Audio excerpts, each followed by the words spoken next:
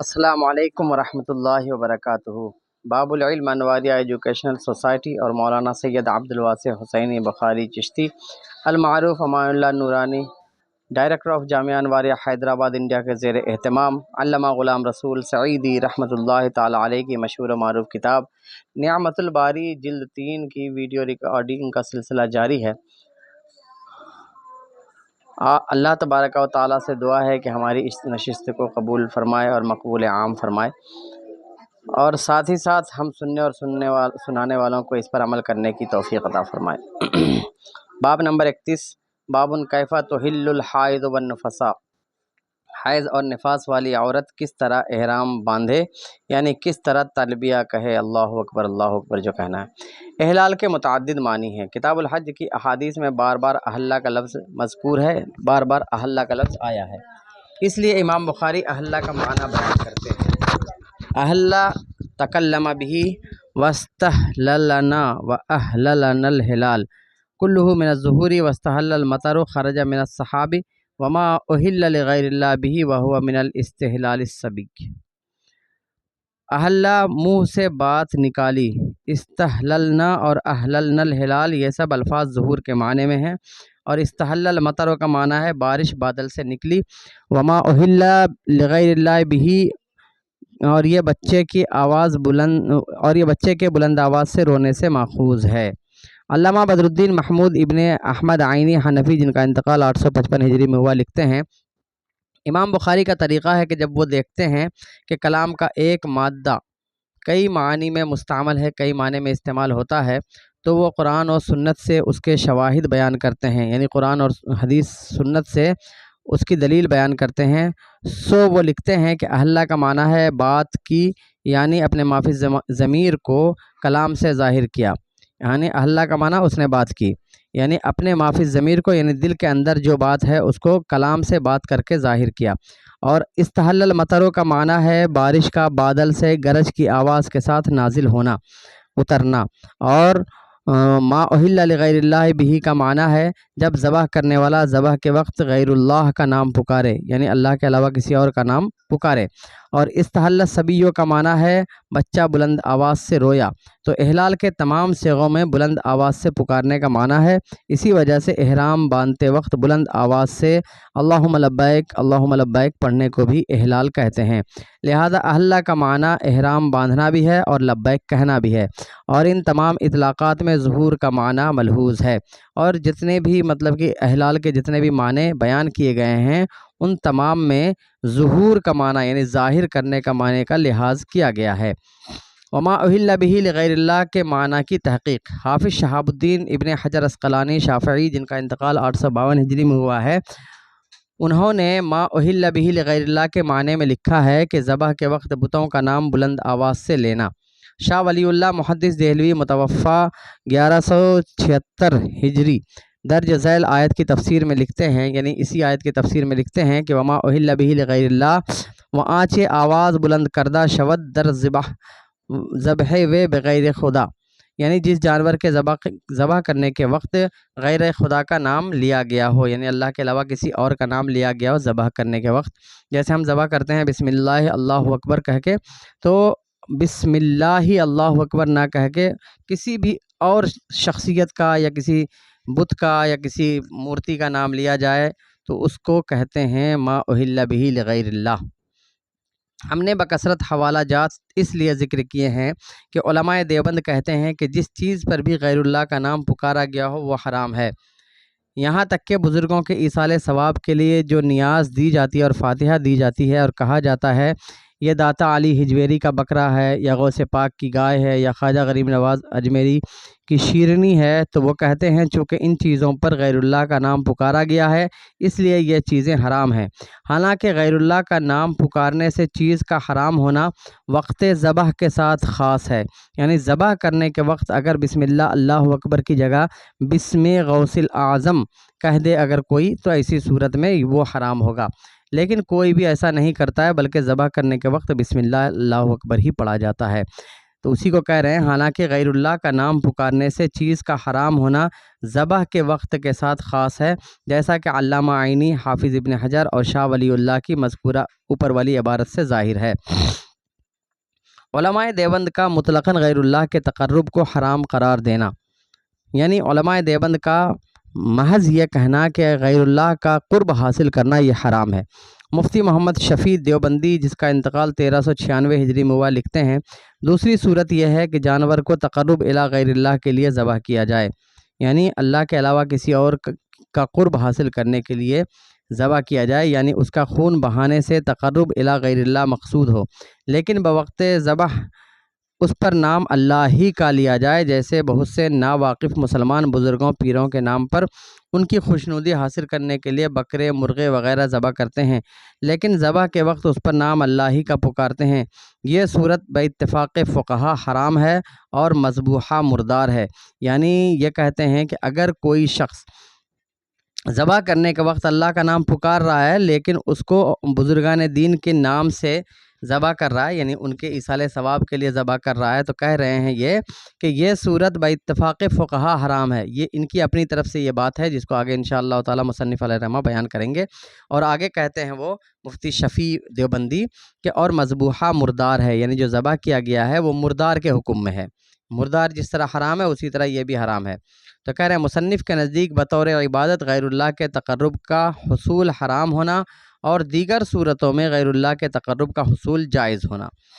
مفتی شفیع کی یہ عبارت مذکور الصدر تصریحات کے خلاف ہے، یعنی مفتی شفیع کی یہ جو عبارت اوپر کہی کہ غیر اللہ کے تقرب کے لیے، یہ والی عبارت کہ باتفاق فقہا حرام ہے غیر اللہ کے تقرب کے لیے جو جانور ذبح کیا جائے اور اس پر اللہ کا نام لیا جائے ذبح کے وقت، تو وہ حرام ہے جو اس نے کہا ہے۔ تو اس کو کہہ رہے ہیں کہ مفتی شفیع کی یہ عبارت مذکور الصدر تصریحات کے خلاف ہے، اوپر جو باقی دیگر علماء کرام کی باتیں جو گزری ہیں اس کے خلاف ہے، اور محض تعصب پر مبنی ہے، اور صرف یہ تعصب ہی ہے، اس کے علاوہ یعنی بائسنس ہے، اس کے علاوہ اور کچھ بھی نہیں۔ نیز ان کا تقرب الی غیر اللہ کو حرام کہنا بھی غلط ہے، یعنی تقرب الی غیر اللہ یعنی اللہ کے علاوہ کسی اور کا تقرب حاصل کرنے کو حرام کہنا بھی غلط ہے، کیونکہ غیر اللہ کا وہ تقرب ممنوع ہے جو بطور عبادت ہو۔ غیر اللہ کا جیسے خواجہ غریب نواز یا غوث پاک کا قرب اگر ہم حاصل کر رہے ہیں، کوئی بھی انسان حاصل کرتا ہے اور ان کی عبادت کے طور پر ایسا کرتا ہے تو یہ حرام ہے، لیکن ایسا کوئی بھی مسلمان عبادت کے طور پر ان کا تقرب حاصل نہیں کرتا ہے، بلکہ ایصال ثواب ہی اس کا مقصد ہوتا ہے۔ علامہ شامی فرماتے ہیں تقرب علی وجہ العبادت ہی کفر کا سبب ہے۔ تقرب علی وجہ العبادت یعنی عبادت کے طور پر ہی غیر خدا کا قرب حاصل کرنا یہ کفر کا سبب ہے، اور یہ مسلمانوں کے حال سے بہت بعید ہے، یعنی مسلمان ایسا سوچ بھی نہیں سکتے ہیں کہ ہم غیر خدا کا تقرب حاصل کر رہے ہیں عبادت کی نیت سے۔ اگر مطلقاً غیر اللہ کا تقرب حاصل کرنا ممنوع ہو، اگر مطلقاً کہ اللہ کے علاوہ کسی کا تقرب حاصل کرنا ہی نہیں ہے، یہ حرام ہو جائے، تو رسول اللہ صلی اللہ تعالیٰ علیہ وسلم کا قرب حاصل کرنا، اولیاء اللہ کا قرب حاصل کرنا، اولاد کے لیے والدین کا قرب حاصل کرنا، شاگردوں کے لیے اساتذہ کا قرب حاصل کرنا، مریدوں کے لیے مشائخ کا قرب حاصل کرنا، اور نوکروں کے لیے اپنے مالک کا قرب حاصل کرنا، چھوٹوں کے لیے بڑوں کا قرب حاصل کرنا حرام ہو جائے گا، اور قرب حاصل کرنے کی یہ تمام صورتیں ممنوع قرار پائیں گی، ناجائز قرار پائیں گی۔ اس لیے صرف وہی قرب حاصل کرنا ممنوع اور حرام ہے جس قرب کا حصول اللہ تعالیٰ کے ساتھ مقصود ہے، یعنی اللہ تعالیٰ کے قرب کا حصول ہم عبادت کے طور پر کرتے ہیں تو بس وہی ایک عبادت والا ہی قرب منع ہوگا، اور یہ وہ قرب ہے جو بطور عبادت ہو، جیسے ہم نماز پڑھ کر اور دیگر عبادات انجام دے کر اللہ تعالیٰ کا قرب حاصل کرنے کی کوشش کرتے ہیں۔ رسول اللہ صلی اللہ تعالیٰ علیہ وآلہ وسلم نے خود اپنا قرب حاصل کرنے کی تلقین کی ہے۔ حدیث میں ہے، حضرت جابر رضی اللہ تعالیٰ عنہ بیان کرتے ہیں کہ رسول اللہ صلی اللہ تعالیٰ علیہ وآلہ وسلم نے فرمایا، بے شک قیامت کے دن تم میں سے سب سے زیادہ میرے نزدیک محبوب اور سب سے زیادہ میری مجلس کے قریب وہ شخص ہوگا جس کے اخلاق تم سب سے اچھے ہوں گے۔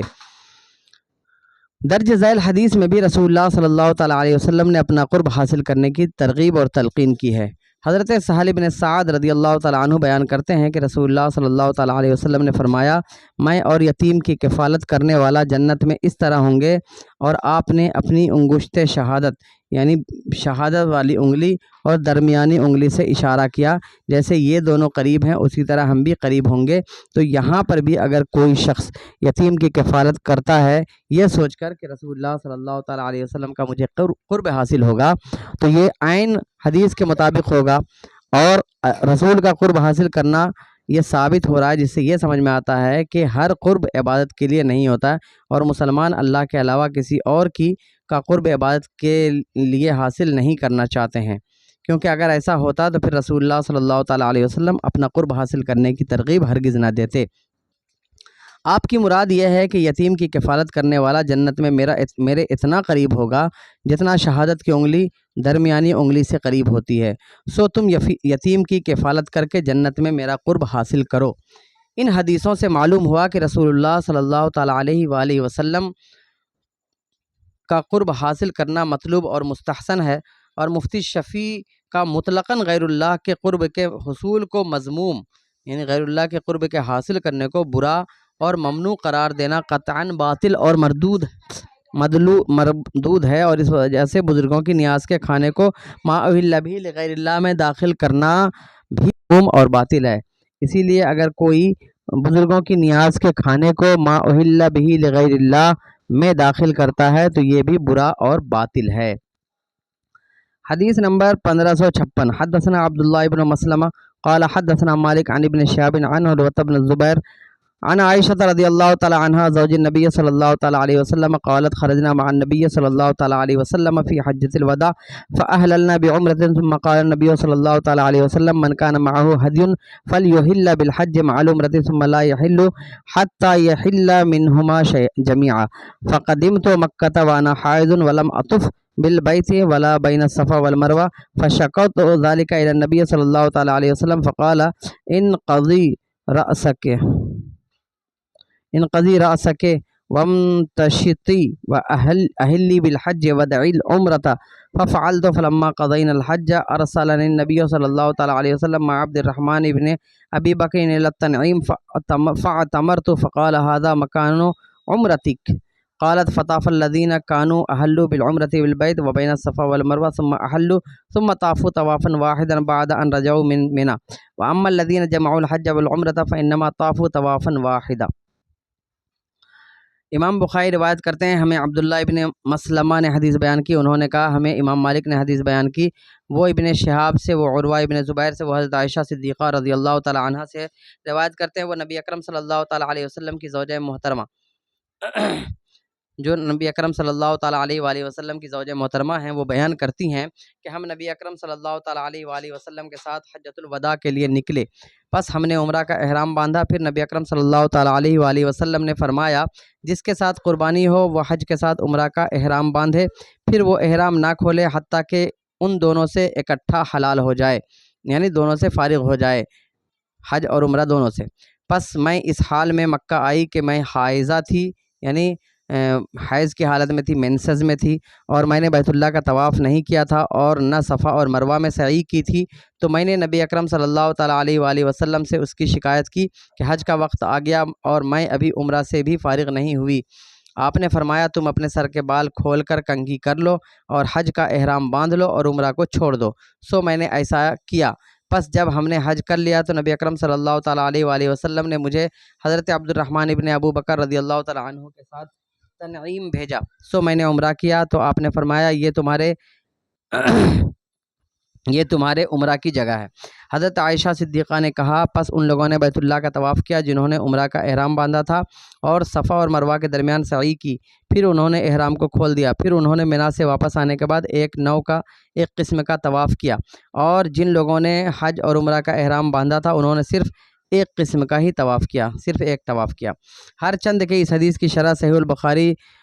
صفحہ نمبر 294 میں گزر چکی ہے، لیکن یہ حدیث کتاب الحج میں پہلی بار آئی ہے، اس لیے ہم یہاں ضروری امور کی وضاحت کر رہے ہیں، کچھ ضروری باتوں کی وضاحت کر رہے ہیں، توضیح کر رہے ہیں۔ حجۃ الوداع کا معنی تنعیم کا محل وقوع، احناف کے نزدیک نبی اکرم صلی اللہ تعالیٰ علیہ وسلم کا حج قران ہونا، یعنی حجۃ الوداع کا معنی کیا ہے، تنعیم کہاں پر ہے؟ احناف کے نزدیک نبی اکرم صلی اللہ تعالیٰ علیہ وسلم نے اپنے آخری حج میں کون سا حج کیا تھا؟ حج قران، حج تمتع یا حج افراد؟ تو احناف کہتے ہیں کہ وہ قران تھا، اور قران میں 2 سعی اور 2 طواف ہونے کے دلائل۔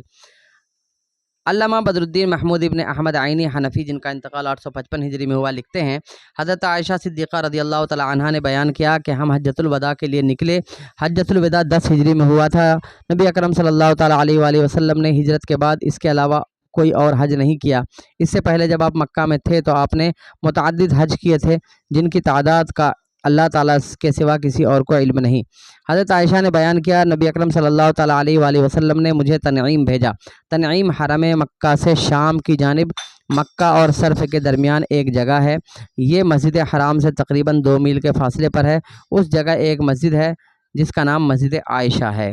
اس حدیث سے معلوم ہوا کہ قران افضل ہے، کیونکہ نبی اکرم صلی اللہ تعالی علیہ وآلہ وسلم نے فرمایا جس کے پاس قربانی ہو وہ حج اور عمرہ دونوں کا احرام باندھے، اور اس کا نام قران، اور اسی کا نام قران ہے۔ اور اس حدیث میں یہ دلیل ہے کہ نبی اکرم صلی اللہ تعالی علیہ وآلہ وسلم نے قران کیا تھا۔ امام اعظم ابو حنیفہ، امام ابو یوسف اور امام محمد اور اصحاب شافعیہ میں سے مزنی کا یہی مذہب ہے، اور حضرت علی بن ابی طالب رضی اللہ تعالی عنہ کا بھی یہی قول ہے، اور امام احمد بن حنبل کا ظاہر قول بھی یہی ہے۔ اس حدیث میں یہ ذکر ہے کہ جنہوں نے قران کا احرام باندھا تھا انہوں نے ایک طواف کیا۔ اس میں امام مالک، امام شافعی اور امام احمد بن حنبل کی دلیل ہے۔ وہ کہتے ہیں کہ قران کرنے والا ایک طواف کرے گا اور ایک سعی کرے گا، جبکہ امام اعظم ابو حنیفہ اور ان کے اصحاب یہ کہتے ہیں کہ قران کرنے والا 2 طواف اور 2 سعی کرے گا، ایک طواف اور ایک سعی عمرہ میں اور ایک طواف اور ایک سعی حج میں۔ ان کا استدلال بہت احادیث سے ہے، یعنی ان کے دلیل میں بہت سی احادیثیں ہیں جو نیچے آ رہی ہیں۔ حج قران میں 2 طواف اور 2 سعی کرنے کے ثبوت میں احادیث، آثار اور فقہا تابعین کے اقوال۔ حضرت عبداللہ ابن عمر رضی اللہ تعالی عنہما بیان کرتے ہیں کہ رسول اللہ صلی اللہ تعالی علیہ وسلم مکہ میں آئے تو سب سے پہلے آپ نے حجر اسود کی تعظیم کی، پھر آپ نے بیت اللہ کا طواف کیا۔ پہلے 3 طواف دوڑ کر کیے اور 4 طواف پیدل چل کر۔ پھر طواف پورا کرنے کے بعد آپ نے مقام ابراہیم کے پاس 2 رکعت نماز پڑھی، پھر سلام پھیر کر مڑ گئے۔ پھر آپ نے صفا و مروہ میں 7 بار سعی کی۔ پھر آپ نے احرام نہیں کھولا اور اسی احرام پر برقرار رہے حتیٰ کہ قربانی کے دن آپ نے اپنی قربانی کو نحر کیا، یعنی قربانی کیا۔ پھر بیت اللہ میں طواف زیارت کیا۔ پھر آپ پر ہر وہ چیز حلال ہو گئی جو حج کی وجہ سے حرام ہو گئی تھی۔ اس حدیث میں یہ تصریح ہے کہ نبی اکرم صلی اللہ تعالی علیہ وآلہ وسلم نے حج قران میں 2 طواف کیے، پہلے عمرہ کا طواف کیا، پھر حج کا طواف زیارت کیا۔ امام علی ابن عمر دارقطنی، جن کا انتقال 285 ہجری میں ہوا ہے، اپنی سند کے ساتھ روایت کرتے ہیں۔ مجاہد بیان کرتے ہیں کہ حضرت ابن عمر رضی اللہ تعالی عنہ نے ایک ساتھ حج اور عمرہ کیا اور ان کے لیے 2 طواف کیے اور 2 سعی کی، اور کہا رسول اللہ صلی اللہ تعالی علیہ وسلم نے اسی طرح سے کیا تھا جس طرح میں نے کیا ہے۔ ابن ابی لیلہ بیان کرتے ہیں کہ حضرت علی علیہ السلام نے ایک ساتھ حج اور عمرہ کیا اور ان کے لیے 2 طواف اور 2 سعی کی، اور کہا میں نے رسول اللہ صلی اللہ تعالی علیہ وسلم کو اسی طرح کرتے ہوئے دیکھا ہے۔ حضرت عبداللہ ابن مسعود رضی اللہ تعالی عنہ بیان کرتے ہیں کہ رسول اللہ صلی اللہ تعالی علیہ وآلہ وسلم نے اپنے عمرہ اور حج کے لیے 2 طواف کیے اور 2 سعی کی۔ حضرت عمران ابن حسین رضی اللہ تعالی عنہ بیان کرتے ہیں کہ نبی اکرم صلی اللہ تعالی علیہ وآلہ وسلم نے 2 طواف کیے اور 2 سعی کی۔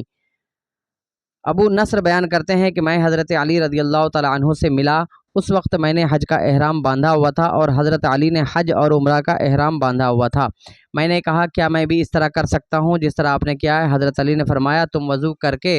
حج اور عمرہ کا اکٹھا احرام باندھو، پھر تم ان دونوں کے لیے 2 طواف اور 2 سعی کرو۔ امام دارقطنی نے ان تمام اسانید کو ضعیف قرار دیا ہے، لیکن یہ ہم کو مضر نہیں ہے، یہ ہم کو نقصان نہیں پہنچائے گا، کیونکہ یہ متعدد اسانید ہیں، یعنی الگ الگ سندوں کے ساتھ الگ الگ راویوں کے ذریعہ سے یہ احادیث مروی ہیں، اور تعدد اسانید سے حدیث حسن لغیر ہی ہو جاتی ہے، یعنی اگر سندیں بہت زیادہ ہو جائیں، متعدد ہو جائیں تو حدیث حسن لغیر ہی کے درجے میں چلی جاتی ہے، اب وہ ضعیف باقی نہیں رہتی ہیں۔ ثانیاً اس لیے کہ ہم نے ان احادیث سے براہ راست استدلال نہیں کیا ہے، یعنی جو حدیثیں ابھی اوپر ذکر کی گئی ہیں ان احادیث کو ہم نے اپنے دلیل کے طور پر نہیں بنایا ہے، بلکہ ان احادیث کو صحیح بخاری، صحیح مسلم، سنن ابو داؤد، سنن نسائی کی حدیث کی تائید اور تقویت کے لیے پیش کیا ہے۔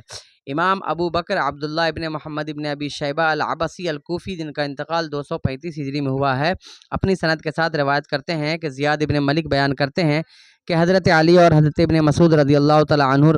نے کہا کہ حج قران کرنے والا 2 طواف کرے گا۔ مصنف ابن ابی شیبہ عمرو ابن اسود بیان کرتے ہیں کہ حضرت حسن ابن علی رضی اللہ تعالی عنہما نے کہا کہ جب تم حج اور عمرہ میں قران کرو تو 2 طواف کرو اور 2 سعی کرو۔ مصنف ابن ابی شیبہ ابراہیم بیان کرتے ہیں کہ اسماعیل اور شعبی 2 طواف اور 2 سعی کرتے تھے۔ ابو اسحاق بیان کرتے ہیں کہ ابو جعفر نے کہا کہ حج قران کرنے والا 2 طواف اور 2 سعی کرے گا۔ ابو اسحاق بیان کرتے ہیں کہ ابو جعفر نے کہا کہ حج قران کرنے والا 2 طواف اور 2 سعی کرے گا۔ مصنف ابن ابی شیبہ عبد الرحمن ابن الاسود نے بیان کیا ہے کہ ان کے والد نے کہا حج قران والا 2 طواف کرے گا۔ مصنف ابن ابی شیبہ شعبہ بیان کرتے ہیں کہ میں نے الحکم اور حماد سے قران کرنے والے کے متعلق سوال کیا، ان دونوں نے کہا وہ 2 طواف کرے گا اور 2 سعی کرے گا۔ مصنف ابن ابی شیبہ ابو معاشر بیان کرتے ہیں کہ ابراہیم نے کہا قران کرنے والا 2 طواف اور 2 سعی کرے گا۔ مصنف ابن ابی شیبہ امام ابو جعفر احمد ابن محمد الطحاوی حنفی، جن کا انتقال 281 ہجری میں ہوا، اپنی سند کے ساتھ روایت کرتے ہیں کہ حضرت ابن عمر رضی اللہ تعالی عنہما بیان کرتے ہیں کہ نبی اکرم صلی اللہ تعالی علیہ وآلہ وسلم نے ارشاد فرمایا جس شخص نے حج اور عمرہ کو جمع کیا اس کے لیے 1 طواف اور 1 سعی کافی ہے، پھر جب تک وہ حج اور عمرہ سے فارغ نہ ہو وہ احرام نہ کھولے۔ امام ابو جعفر طحاوی فرماتے ہیں کہ ایک قوم یعنی ائمہ ثلاثہ امام شافعی، امام مالک اور امام احمد بن حنبل کا یہ مذہب ہے کہ جو شخص حج اور عمرہ کو جمع کرے اس پر 1 طواف واجب ہوتا ہے، اور دوسروں یعنی امام ابو یوسف، امام محمد اور امام اعظم ابو حنیفہ نے ان کی مخالفت کی اور کہا ہے کہ وہ حج اور عمرہ میں سے ہر ایک کے لیے الگ الگ طواف کرے گا۔ ان کا استدلال ان کی دلیل درج ذیل احادیث سے ہے۔ ابو نصر بیان کرتے ہیں کہ میں نے حج کا احرام باندھا، پھر علی رضی اللہ تعالی عنہ سے ملا، میں نے ان سے کہا کہ میں نے حج کا احرام باندھا ہے، کیا میں اس کے ساتھ عمرہ ملا سکتا ہوں؟ حضرت علی نے کہا نہیں، اگر تم نے عمرہ کا احرام باندھا پھر اس کے ساتھ حج کا احرام ملانا چاہتے ہو تو ملا سکتے تھے۔ اگر تم نے عمرہ کا احرام باندھا پھر اس کے ساتھ حج کا احرام ملانا چاہتے تو ملا سکتے تھے، یعنی انہوں نے حج کا احرام باندھا تھا اور پوچھ رہے ہیں اس کے ساتھ عمرہ ملا سکتا ہوں کیا؟ تو حضرت علی نے فرمایا نہیں، اگر تم نے عمرہ کا احرام باندھا ہوتا تو اس کے ساتھ حج کو ملا سکتے تھے۔ میں نے پوچھا اگر میں اب یہ ارادہ کروں تو کس طرح کروں؟ حضرت علی نے کہا تم پانی لے کر وضو کرو، پھر ان دونوں کا احرام باندھو، پھر ان میں سے ہر ایک کے لیے الگ الگ طواف کرو، یعنی عمرہ کا 1 طواف اور حج کا 1 طواف، اور یہ 2 ہو جائے گا، اسی طرح سعی بھی 2 ہو جائے گا۔ منصور نے کہا میں نے مجاہد سے یہ حدیث بیان کی، انہوں نے کہا پہلے میں لوگوں کو 1 طواف کا حکم دیتا تھا لیکن اب نہیں دوں گا۔ شرح معانی الاثار زیاد ابن مالک نے بیان کیا ہے کہ حضرت علی اور حضرت عبداللہ ابن مسعود رضی اللہ تعالی عنہم دونوں یہ کہتے تھے کہ قران کرنے والا 2 طواف کرے گا اور 2 سعی کرے گا۔ شرح معانی الاثار پس حضرت علی اور حضرت عبداللہ ابن مسعود دونوں حضرت ابن عمر رضی اللہ تعالی عنہما کے خلاف یہ کہتے تھے کہ قران کرنے والا 2 طواف اور 2 سعی کرے گا، اور یہی امام اعظم ابو حنیفہ، امام ابو یوسف اور امام محمد رحمہم اللہ کا قول ہے۔ شرح معانی الاثار حضرت ابن عمر رضی اللہ تعالی عنہما اور سیدہ عائشہ صدیقہ رضی اللہ تعالی عنہا کی حدیث میں جو مذکور ہے کہ جنہوں نے حج اور عمرہ کو جمع کیا تھا انہوں نے 1 طواف کیا تھا، اس کا محمل یہ ہے کہ انہوں نے 1 قسم کا طواف کیا تھا، اور طواف واحد کے الفاظ میں واحد سے مراد واحد شخصی نہیں ہے بلکہ واحد نوعی ہے۔ ان مختلف اور بظاہر متعارض احادیث میں اسی طرح تطبیق ہو سکے گی۔ واحد شخصی اور واحد نوعی کا مطلب یہ ہوا کہ واحد شخصی کا مطلب ہے کہ مجموعی طور پر 1 طواف کیا، کہ انہوں نے اس پورے پروسیس میں بس 1 ہی طواف کیا تھا، اس کو بولیں گے واحد شخصی۔ اور واحد نوعی کا مطلب یہ ہوگا کہ حج 1 قسم ہے تو اس کے لیے 1 طواف کیا تھا، عمرہ 1 قسم ہے تو اس کے لیے 1 طواف کیا تھا، دونوں کے لیے الگ الگ 1 طواف کیا تھا، یہ مطلب ہوگا۔ تو امید ہے کہ بات سمجھ میں آ گئی ہوگی۔ اللہ تبارک و تعالیٰ سے دعا ہے کہ اللہ تبارک و تعالیٰ ہماری اس نشست کو قبول فرمائے، اور ہمارے جو بھائی حج کرنے جانے والے ہیں ان کے لیے راستے آسان فرمائے، ان کی منزلیں آسان فرمائے، اور وہ بالکل صحیح انداز میں حج کے اور عمرہ کے تمام ارکان کو ادا کر سکیں، اور اپنے اپنے مسالک کے اعتبار سے وہ حج اور عمرہ کے ارکان ادا کر سکیں۔ اللہ تبارک و تعالیٰ سے دعا ہے کہ ہم سب کو بھی حج کی سعادتوں سے مالا مال فرمائے۔ السلام علیکم ورحمۃ اللہ وبرکاتہ۔